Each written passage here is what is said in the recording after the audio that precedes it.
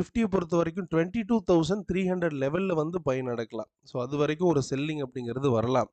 If suppose break and sustain below 22,200க்கு கீழ up two 21,700 R 800 not 700 800 கிட்ட வரதுக்கான வாய்ப்புகள் இருக்கு. பிகாஸ் இப்பதான் ட்ரெண்ட் வந்துட்டு மாறி இருக்காங்க. ஸோ அப்போ ஒரு டவுன் ட்ரெண்ட் அப் ட்ரெண்டா மாறுதுன்னா, அதோட பிரைஸ் வந்து பார்த்தீங்கன்னா, உங்களுக்கு லோயர் லோ வர வரதுக்கான ரைட்ஸ் அப்படிங்கிறது இருக்கு. அந்த வகையில மார்க்கெட் வந்து 21,780 வரை வரதுக்கான வாய்ப்புகள் அப்படிங்கிறது இருக்கு.